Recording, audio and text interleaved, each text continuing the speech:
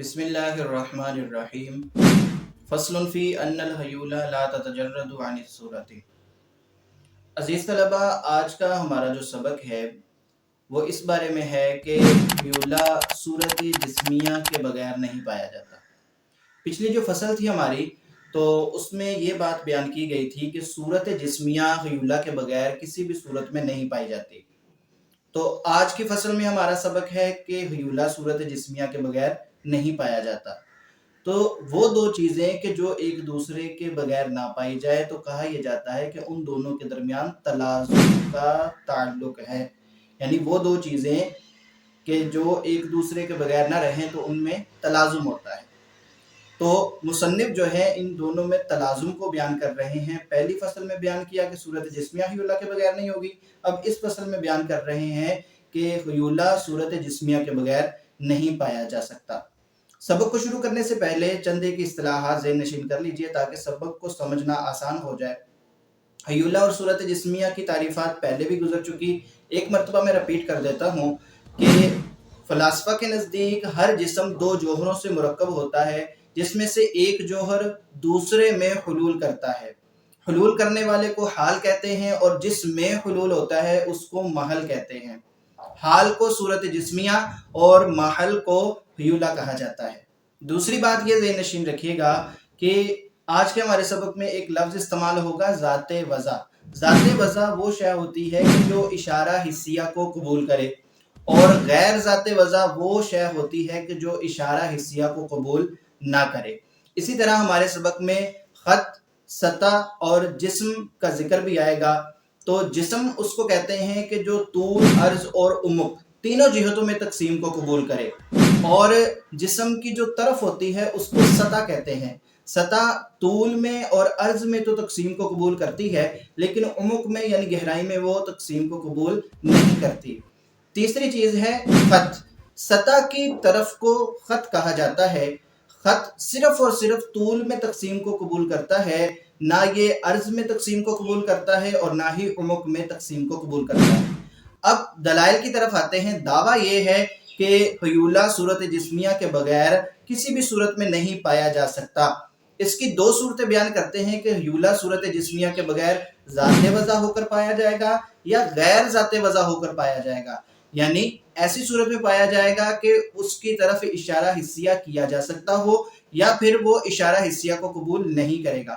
اگر ذات وضع ہو کر پایا جائے تو پھر بھی باطل ہے، اگر غیر ذات وضع ہو کر پایا جائے تو پھر بھی باطل ہے۔ تو ثابت یہ ہوا کہ حیولہ کے صورت جسمیہ کے بغیر پائے جانے کی دو صورتیں تھیں اور دونوں ہی باطل ہے، تو لہٰذا حیولہ کا صورت جسمیہ کے بغیر پایا جانا یہ باطل ہے۔ دلیل کے پہلے حصے پر گفتگو کرتے ہیں کہ حیولہ اگر صورت جسمیہ کے بغیر ذات وضع ہو کر پایا جائے تو یہ کیوں باطل ہے، اس کو تفصیل سے بیان کرتے ہیں۔ فرماتے ہیں کہ اگر حیولہ صورت جسمیہ کے بغیر ذات وضع ہو کر پایا جائے گا تو پھر دو صورتیں بنتی ہے کہ وہ تقسیم کو قبول کرتا ہے یا تقسیم کو قبول نہیں کرتا۔ اگر تو وہ تقسیم کو قبول نہیں کرتا تو یہ بات باطل ہے، کیونکہ اس سے جز لا یتجزا لازم آتا ہے، جو کہ پہلی فصل میں بیان کر چکے کہ جز لا یتجزا باطل ہے۔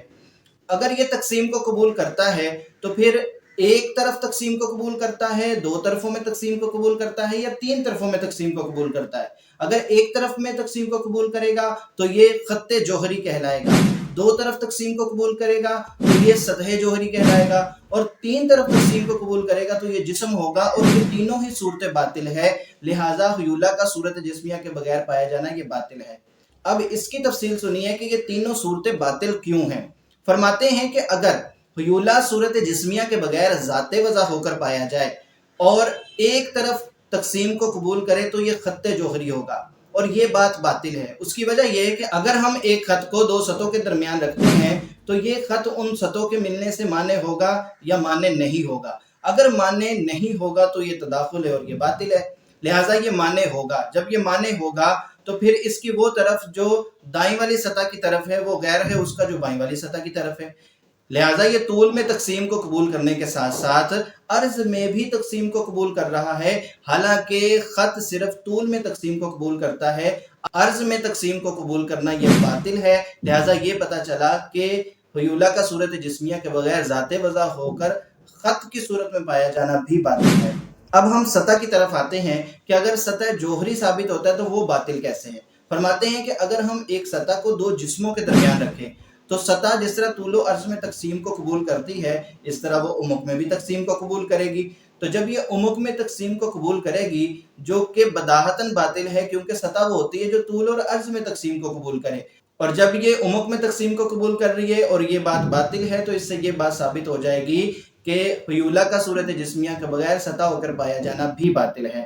اور اگر یہ تینوں جہتوں میں تقسیم کو قبول کرے تو یہ بات بھی باطل ہے، کیونکہ ہم پہلے بیان کر چکے کہ جو تین جہتوں میں تقسیم کو قبول کرے وہ جسم ہوتا ہے، اور ہر جسم حیولہ اور صورت جسمیہ سے مرکب ہوتا ہے۔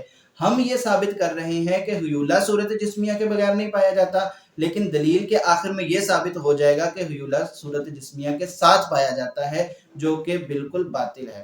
اب ترجمے کی طرف آتے ہیں۔ فصل فی ان الحیولہ لا تتجرد عن الصورت، فصل اس چیز کے بیان میں ہے کہ حیولہ صورت جسمیہ کے علاوہ نہیں پایا جاتا، اس سے مجرد نہیں ہوتا، اس سے خالی نہیں ہوتا۔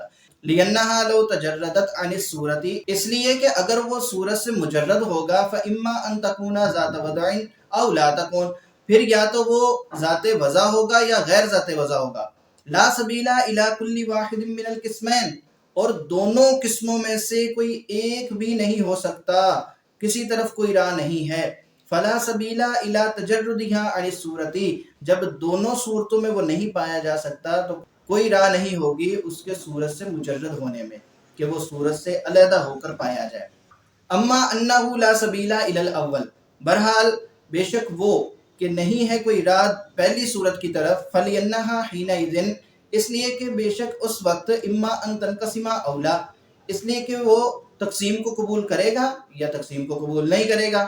لا سبیل الی الثانی، دوسری صورت نہیں ہو سکتی، لأن کل ما لہ وضع، اس لیے کہ جس کے لیے بھی وضع ہوتی ہے یعنی جو شے بھی ذات وضع ہوتی ہے، فہو منقسم علی ما مر، تو وہ تقسیم ہونے والی ہوتی ہے اس کے مطابق جو پہلے گزر چکا، فی نفی الجزء الذی لا یتجزا، جز لا یتجزا کی نفی کے بیان میں۔ ولا سبیل الی الاول، پہلی کی طرف بھی کوئی راہ نہیں، لأنہا حینئذ، اس لیے کہ اس وقت اما ان تنقسم فی جہت واحدۃ، پھر وہ تقسیم کو قبول کرے گا ایک جہت میں، فتکون خطا، تو وہ خط ہوگا، او فی جہتین، یا پھر دو جہتوں میں تقسیم کو قبول کرے گا، فتکون سطحا جوہریا، تو یہ سطح جوہری ہوگا، او فی ثلاث جہات، یا پھر تین جہتوں میں تقسیم کو قبول کرے گا، فتکون جسما، تو وہ جسم ہوگا، وکل واحد منہا باطل، اور ان میں سے ہر ایک صورت باطل ہے۔ اما انہ لا یجوز ان تکون خطا، بہرحال یہ بات کہ جائز نہیں ہے کہ وہ خط ہو، فلأن وجود الخط علی سبیل الاستقلال محال، اس لیے کہ خط کا پایا جانا مستقل طور پر یہ محال ہے، کیونکہ خط کس کو کہتے ہیں؟ جو سطح کی طرف ہوتی ہے، تو سطح کے بغیر خط نہیں پائی جاتی، تو خط کا مستقل ہو کر پایا جانا یہ بات باطل ہے۔ لِأَنَّهُ إِذَا انتہا إِلَيْهِ طَرَفَ السَّطْحَيْنِ، اس لیے کہ جب دو سطحوں کی طرفیں اس کی طرف منتہی ہوں گی، فَإِمَّا أَن يَحْجُبَ تَلَاقِيهِمَا أَوْ لَا يَحْجُبْ، پس وہ مانے ہوگا ان دونوں کے ملنے سے یا مانے نہیں ہوگا۔ لا جائز اللہ يحجب، یہ جائز نہیں ہے کہ وہ مانے نہ ہو، وَإِلَّا لازمہ تداخل الخطوط، ورنہ خطوط کا تداخل لازم آئے گا، وَهُوَ محال، اور یہ بات محال ہے۔ لِأَنَّ كُلَّ خَطَّيْنِ مَجْمُوعِهِمَا أَعْظَمُ مِنَ الْوَاحِدِ، اس لیے کہ ان دونوں خطوں کا مجموعہ ایک سے بڑا ہوگا، وَالتَّدَاخُلُ يُوجِبُ خِلَافَهُ، اور تداخل اس کے خلاف کو لازم کرتا ہے، واجب کرتا ہے، هذا خلف، اور یہ خلاف مفروض ہے۔ وَلَا جَائِزَ أَن يَحْجُبَ، اور یہ بھی جائز نہیں ہے کہ وہ مانے ہو، وَإِلَّا لَانْقَسَمَ الْخَطُّ فِي جِهَتَيْنِ، وگرنہ تو خط دو جہتوں میں تقسیم ہو جائے گا، لِأَنَّ مَا يُلَاقِي مِنْهُ أَحَدَهُمَا، اس لیے کہ وہ طرف کہ جو ان دونوں میں سے کسی ایک کو ملی ہوئی ہے، غیر ما يُلَاقِي الْآخَر، وہ اس کا غیر ہے کہ جو دوسرے کو ملی ہوئی ہے، وَهُوَ مُحَالٌ، اور یہ بات بھی محال ہے۔ وَأَمَّا أَنَّهُ لَا يَجُوزُ أَن تَكُونَ سَطْحًا، بہرحال یہ بات کہ جائز نہیں ہے کہ وہ سطح ہو، فَلِأَنَّهَا لَوْ كَانَتْ سَطْحًا، اس لیے کہ اگر وہ سطح ہو، فَإِذَا انتَهَا إِلَيْهِ طَرْفَ الْجِسْمَيْنِ، جب اس کی طرف دو جسموں کی طرفیں منتہی ہوں گی، فَإِمَّا أَن يَحْجُبَ تَلَاقِيهِمَا أَوْ لَا يَحْجُبَ، پھر یا تو وہ مانے ہوگا ان دونوں کو ملنے سے یا مانے نہیں ہوگا، وَكُلُّ وَاحِدٍ مِّنْهُمَا بَاطِلٌ، اور ان دونوں میں سے ہر ایک صورت باطل ہے، علی ما مر فی الخط، اس کے مطابق کہ جو خط کے بیان میں گزرا. وَأَمَّا أَنَّهُ لَا يَجُوزُ أَن تَكُونَ جِسْمًا، بہرحال یہ صورت کہ وہ جسم نہ ہو.